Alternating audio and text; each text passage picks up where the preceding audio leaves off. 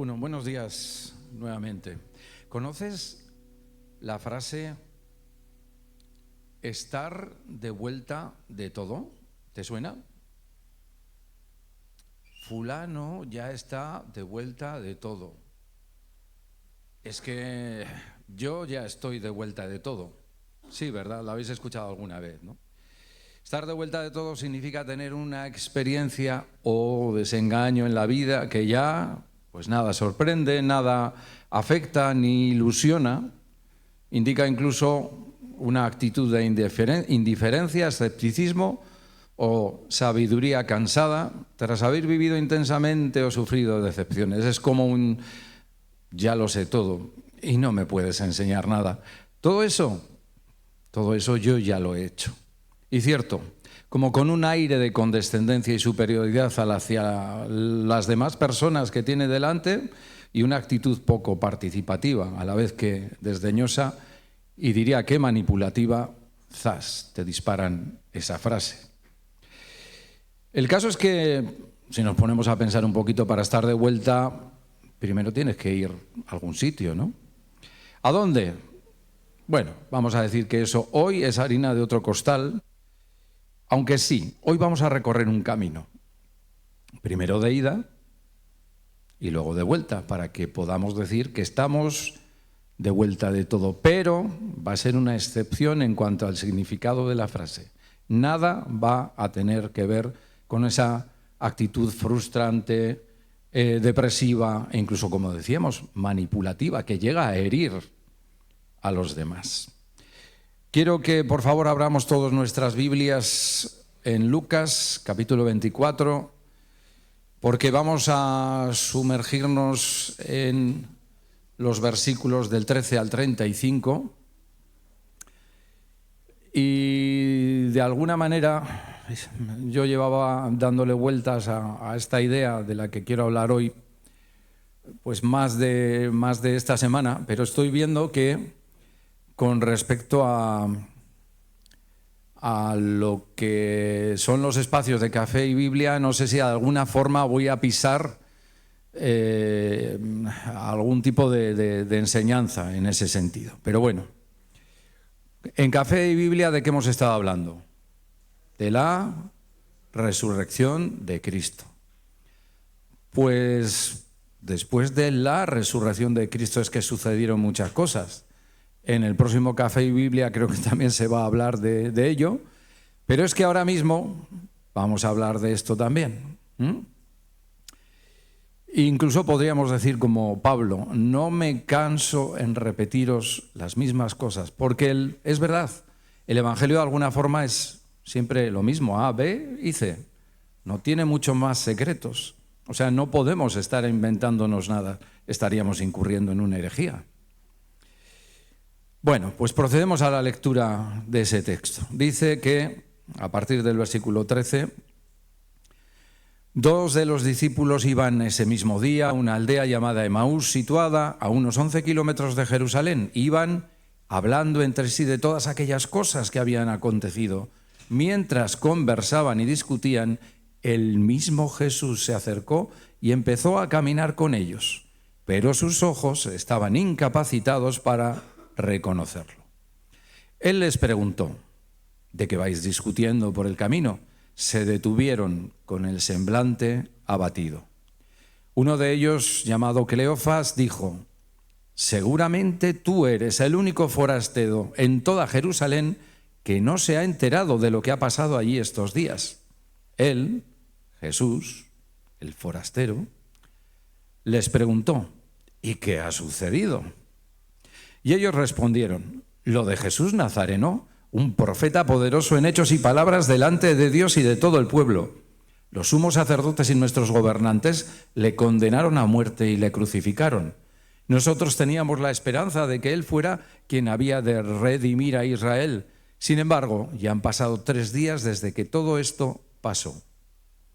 El caso es que unas mujeres de nuestro grupo nos han dejado inquietos, porque de madrugada han estado en el sepulcro y al no encontrar su cuerpo han venido contando que tuvieron una visión en la que unos ángeles les dijeron que él vive. Algunos de los nuestros fueron después al sepulcro y lo encontraron tal y como las mujeres habían dicho, pero a él no le vieron.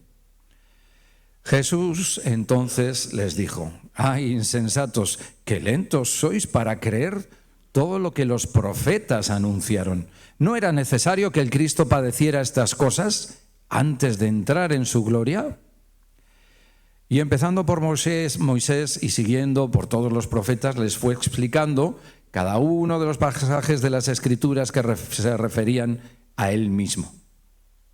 Llegaron a la aldea donde se dirigían y él hizo ademán de seguir adelante, pero ellos le rogaron insistentemente: quédate con nosotros, ya es tarde y la noche se está echando encima. Jesús entró y se quedó con ellos. Y estando sentados a la mesa, Jesús tomó el pan, lo bendijo, lo partió y se lo dio. En ese momento se les abrieron los ojos y le reconocieron, pero él desapareció de su vista. Y se decían el uno al otro: ¿no estaba ardiendo nuestro corazón cuando nos hablaba en el camino y nos explicaba las Escrituras? En ese mismo instante emprendieron el camino de regreso a Jerusalén. Y allí encontraron reunidos a los 11 y a otros que estaban con ellos y les dijeron: es cierto que el Señor ha resucitado y se ha aparecido a Simón. Ellos a su vez contaron lo que les había sucedido en el camino de Emaús y cómo habían reconocido a Jesús al partir el pan. Dos discípulos. Se nos hace referencia al inicio de este texto a dos discípulos que van caminando a una aldea que se llama Emaús. ¿Quiénes eran estos dos discípulos? Poco se nos dice. Uno de ellos se llamaba Cleofás. Cleofás no era uno de los 12. Podría ser uno de los 70 a los que se hace referencia en Lucas 10 y que fueron enviados. También se le identifica a Cleofás como el esposo de una de las mujeres llamadas María. Estas son las que permanecieron a los pies de la cruz con Jesús y a las que hemos hecho referencia en el texto cuando se acercan a la tumba y se la encuentran vacía. Tal es así que cuando se hace referencia a María y a Cleofás y relacionándolo con este texto, algunos eruditos defienden que estos dos discípulos como tal eran el matrimonio formado por María y Cleofás. No tenemos posibilidad de saberlo. Pero bueno, aunque no sabemos mucho más sobre las identidades de estos dos discípulos, sí que podemos extraer enseñanza de su condición de discípulos. ¿Un discípulo es lo mismo que un alumno? Por aquí dicen que sí, por ahí dicen que no. Bueno, yo me inclino más hacia el no, con matices, porque entiendo, la persona que ha dicho que sí, creo por dónde puede ir. Vale, pero vamos a quedarnos un poco con eso, de que un discípulo no es un simple estudiante o alumno, un discípulo es un seguidor. Alguien que se adhiere completamente a las enseñanzas de otro, haciendo de estas su regla de vida y conducta. Los fariseos se enorgullecían de ser discípulos de Moisés. A los seguidores de Jesús se les llamó cristianos, no discípulos. Mucho antes de que se les llamara cristianos. Su discipulado comenzó con el llamado de Jesús: ven, sígueme. ¿Recordáis estas palabras? El discipulado, además, como tal, requiere una vida totalmente entregada. Entra en juego la voluntad del discípulo de: yo quiero ir contigo. Así pues, cualquiera de vosotros que no renuncia a todo lo que posee no puede ser mi discípulo, dijo Jesús. Se espera también del discípulo sacrificio. Si alguno quiere venir en pos de mí, niéguese a sí mismo y tome su cruz y sígame. ¿A dónde iban estos dos no alumnos, pero sí discípulos? Hemos dicho que iban a Emaús. Emaús en hebreo significa primavera templada. Fue una localidad que se encontraba a unos 11 kilómetros al noroeste de la ciudad de Jerusalén. Bueno, algunos estudiosos la identifican con otra localidad más lejana, a unos 30 kilómetros, que se conoció como Emaús Nicópolis, aunque recientemente, en base a unas excavaciones que se han realizado, bendita arqueología, en 2019, podrían indicar que Emaús sería esa ciudad, estoy buscando los estadios, a 60 estadios de Jerusalén que corresponderían a esos 11 kilómetros, ¿no? Esa ciudad se llamaría en la antigüedad Kiryat Jearim, ¿vale? Y decíamos 11 kilómetros. Yo no sé cuánto sería capaz de caminar. Es cierto que no estoy en mis mejores condiciones físicas, pero si nos vamos a los tiempos de Jesús, todos sabéis que la mayoría de las personas se desplazaban caminando. Si disponían de una montura, fuera un burrito, fuera un caballo, pues ya estamos hablando de otra categoría. Pero era muy habitual caminar y vemos precisamente a Jesús en todo su evangelio moviéndose a pie, caminando.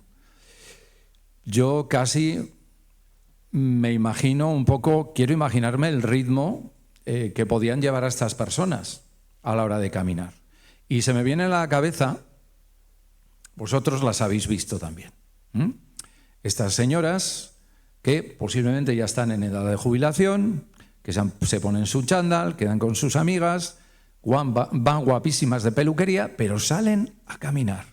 Y mientras caminan, van hablando. Y van a un ritmo que personalmente soy incapaz de seguirlas.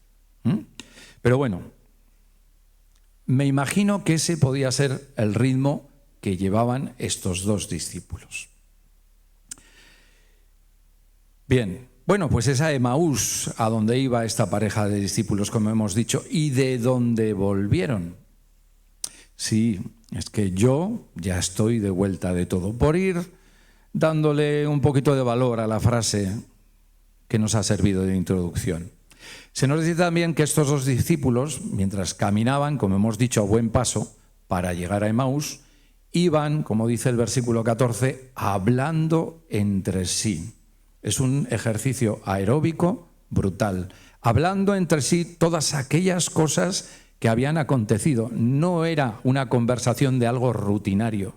Era lo que habían pasado 2 días antes, las últimas horas, y sus emociones pues estarían tremendamente disparadas, ¿no?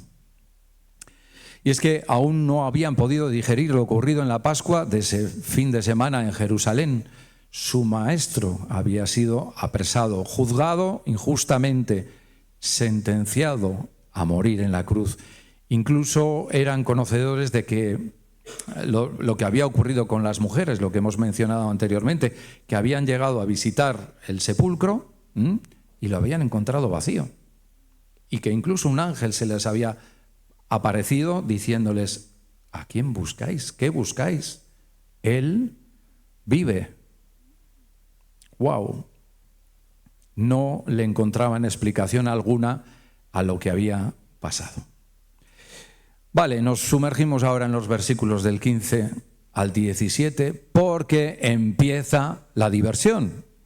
Mientras conversaban y discutían, el mismo Jesús se acercó y le sacó su carnet de identidad y dijo: fijaos, Jesús Bar José, Jesús, hijo de José, soy yo, he resucitado. ¿A que no pone eso en el versículo 15? Pues no. Mientras conversaban y discutían, el mismo Jesús se acercó y empezó a caminar con ellos, pero sus ojos estaban incapacitados para reconocerlo.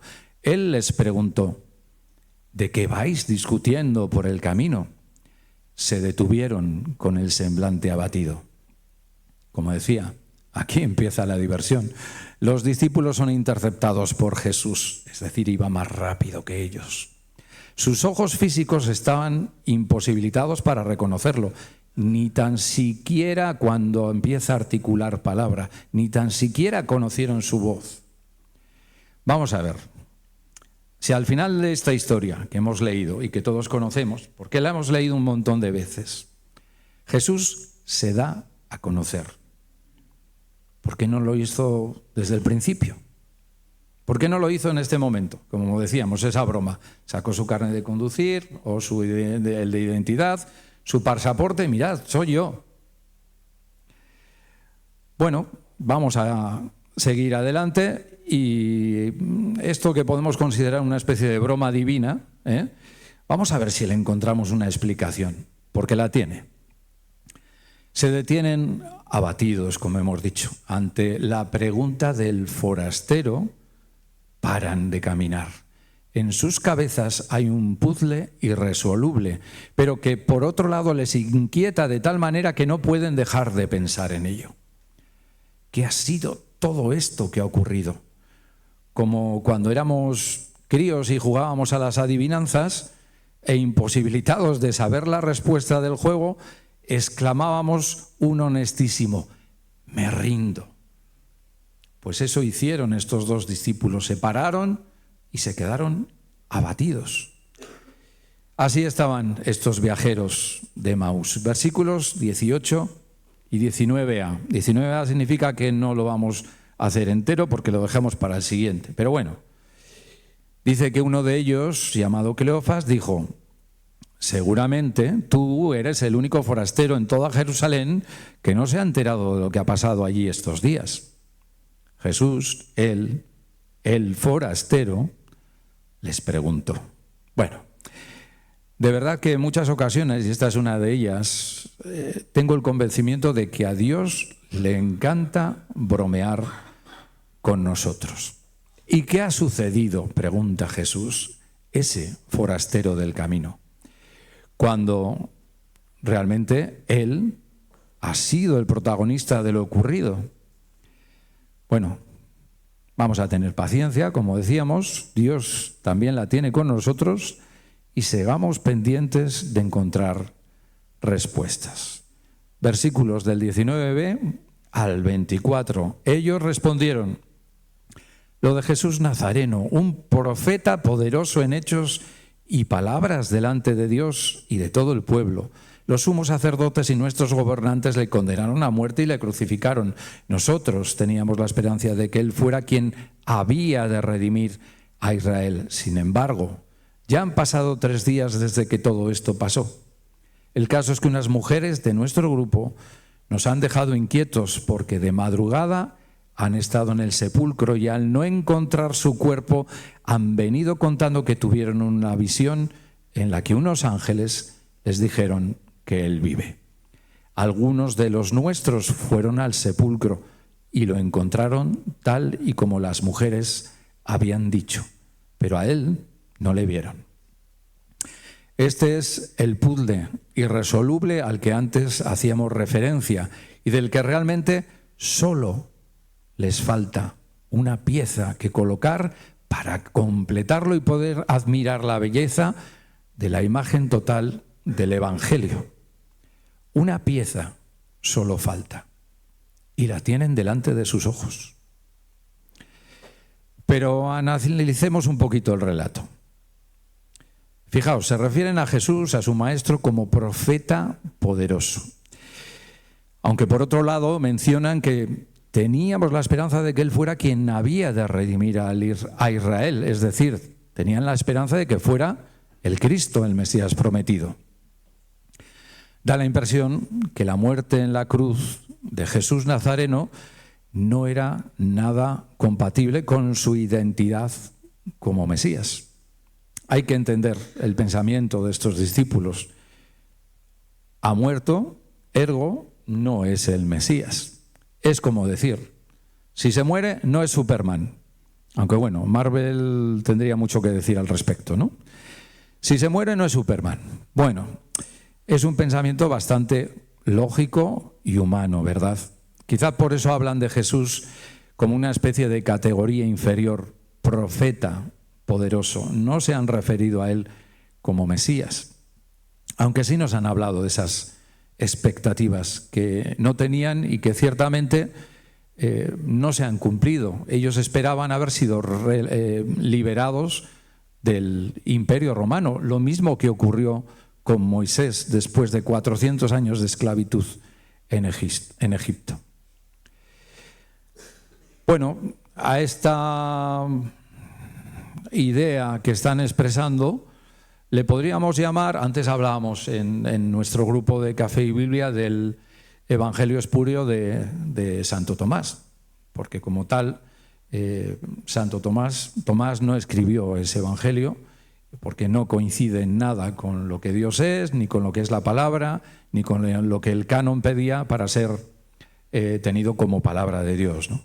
Pero bueno, vamos a jugar un poquito a esto y a esta idea que expresan los discípulos le podemos llamar el Evangelio de Cleofas.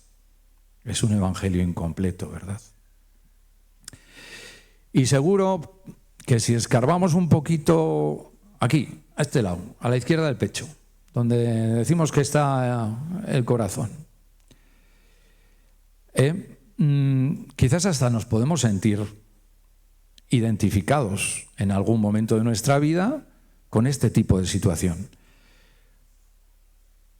Quizás tú también has considerado que Dios estaba obligado a ponerte sobre un pedestal para que de esta manera los que te rodean reconocieran tu valía, valoraran quién eres y te consideraran digno de admiración.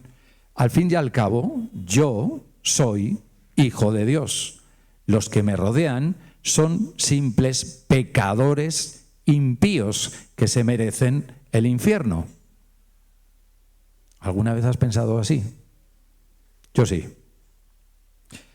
Bueno, pues si es así, nos sigue faltando una pieza en ese puzzle del Evangelio de Cleofas. Pero esto es algo que nos puede ocurrir, que pensamos que Dios tiene que estar a nuestro servicio. Es cierto, Él ha ideado un plan de salvación para salvarme, rescatarme, perdonarme, redimirme, transformarme. Y sí, evidentemente que toda esta historia tiene que ver contigo y conmigo. Pero no se trata ni de ti ni de mí. Bueno, ¿no pensáis que aún este momento podría haber sido ese momento especial en el que Jesús se hubiera revelado a estos dos discípulos? Sin dejar correr más el tiempo, sin hacerles esperar más, que soy Jesús, que soy yo, que soy la pieza que falta en todo este pensamiento erróneo que tenéis encima. Bueno, pues Jesús no lo hace. Jesús dice, vamos a seguir con el juego. Versículos 25 al 27. Jesús entonces les dijo, hay insensatos, que lentos sois para creer todo lo que los profetas anunciaron. ¿No era necesario que el Cristo padeciera estas cosas antes de entrar en su gloria? Y empezando por Moisés, se refiere a los libros escritos por Moisés, y siguiendo por todos los profetas, les fue explicando cada uno de los pasajes que las Escrituras que se referían a él mismo. Cada uno de los pasajes de las Escrituras que se referían a él mismo. Insensato es alguien que obra o habla sin sentido, de manera irracional e irreflexiva. La Biblia, por ejemplo, nos habla del rico insensato, que aunque su vida había sido bendecida por Dios con riquezas, no supo ver a quien le bendijo. Fue un insensato. También se nos dice que lo insensato de Dios es superior a la sabiduría de los hombres. No es que Dios sea insensato, sino que su sabiduría está muy por encima de lo que nosotros somos capaces de entender. Jesús se refiere a que no fueron inteligentes para ver más allá de sus expectativas, alimentadas por siglos de la mala interpretación de los maestros de la ley y la tradición, que se había creado alrededor de esa idea, de ese Mesías con armadura resplandeciente, cabalgando sobre un caballo blanco, hiriendo de muerte a los enemigos de Israel. Esto a la vez mermó su fe para creer lo que realmente los profetas habían anunciado. Así que Jesús incide precisamente en lo que a ellos les parecía contradictorio y nada apropiado para un Mesías redentor. No era, versículo 16, no era necesario que el Cristo padeciera estas cosas antes de entrar en su gloria.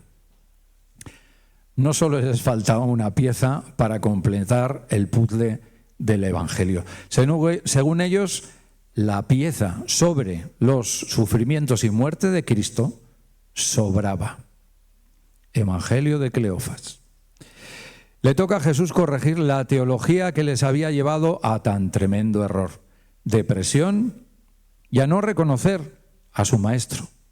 Jesús recorre el Tanaj, lo que nosotros entendemos como Antiguo Testamento, ya que eran las escrituras de las que disponían en ese momento. Estaba compuesto por la Torá, los profetas y los escritos.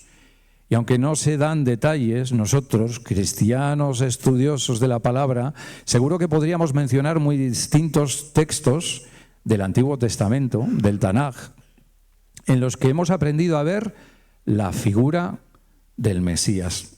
No olvidemos que no debemos juzgar a los hermanos que nos han precedido, como a nuestro querido Cleofas, a que ya le vais cogiendo cariño. Vamos de él, vamos con él, camino de Maús. ¿Por qué no tenemos que juzgarle? Pues porque contamos con ventaja. Vemos los hechos con la distancia y la perspectiva del tiempo y el saber aportado por los padres de la Iglesia, estudios de tantos eruditos a lo largo de los siglos y, cómo no, la lectura inspiradora del Nuevo Testamento. Es decir, se nos ha dado la solución de la adivinanza. No juguemos con ventaja, no nos creamos superiores. Así, entre otras referencias a Jesús, podemos encontrar el mismísimo momento en que el pecado llega a la tierra para contaminarlo todo, en Génesis. Y el propio Dios expresa a la serpiente: la simiente de la mujer te herirá en la cabeza y tú la herirás en el calcañar. O si analizamos también la salvación de Noé y su familia tras unos 100 años construyendo un barco, mientras anunciaba el diluvio que llegaría a un lugar al que nunca había llovido. Un diluvio provocado por la falta de arrepentimiento del ser humano. La promesa a Abraham de que la promesa como tal, que expresa de que en su simiente serían benditas todas las naciones de la tierra, ya que de su descendencia llegaría el Mesías prometido. La historia de José, que es una historia de redención, la liberación con Moisés de ese pueblo esclavo, como decíamos antes, por 400 años, con esa sangre del cordero pintada en los dinteles de las puertas de los hebreos, que de alguna forma es un tipo, es un ejemplo, es una imagen, es un eco de la sangre derramada por el Cordero de Dios en el madero de la cruz. El mensaje también que con cada profeta Dios dirigía a su pueblo para que se arrepintieran de sus pecados, se volvieran de sus malos caminos y se acercaran a Dios. Mensajes que en ocasiones tenían un final feliz, como la historia de amor de Ruth y Booz.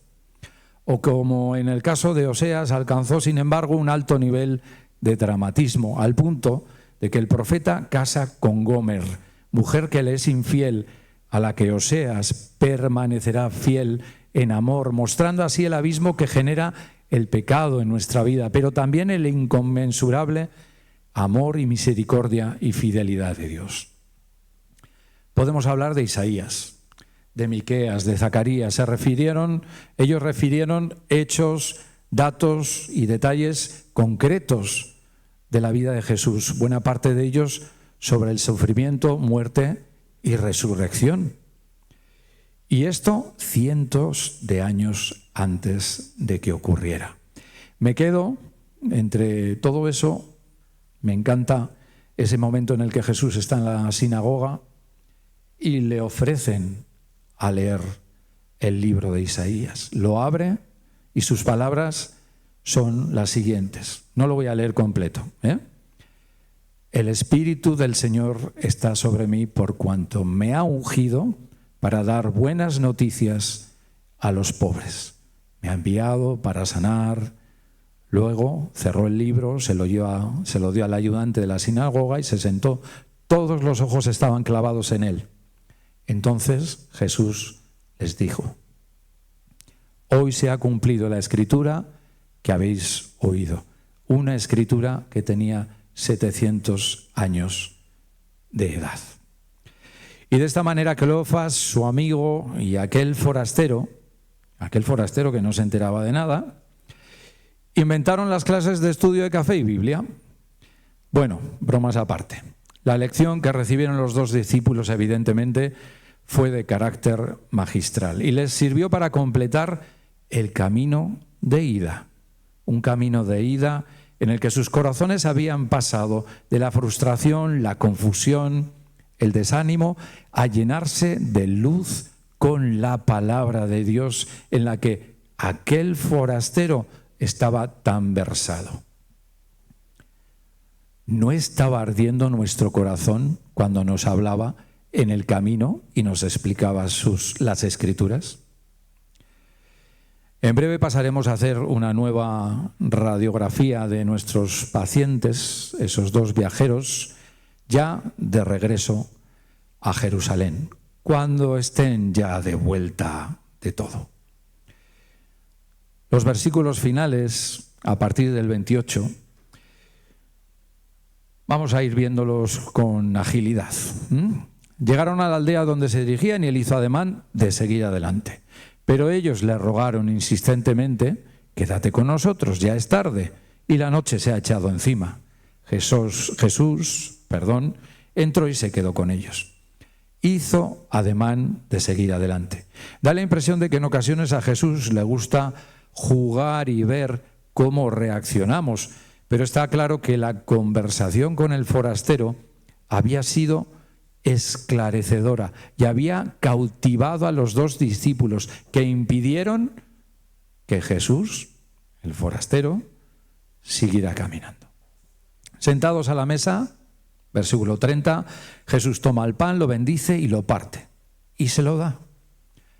En ese momento se les abrieron los ojos y le reconocieron, pero él desapareció de su vista y se decían el uno al otro, como hemos dicho antes: ¿no estaba ardiendo nuestro corazón cuando nos hablaba en el camino, nos explicaba las Escrituras? Vuelvo a decirlo, es que Jesús no se podía haber revelado a ellos desde el primer momento o durante la conversación mientras caminaban a Emaús. La verdad que a veces no vamos a entender por qué Dios hace las cosas de cierta manera. Pero podemos decir que en un primer momento el forastero quiso que alinearan su fe con lo expresado en las Escrituras. No con sus propias expectativas, sino con lo que expresaban las Escrituras. Insisto, aunque somos objeto del plan de salvación de Dios, no se trata de mí, se trata de Él.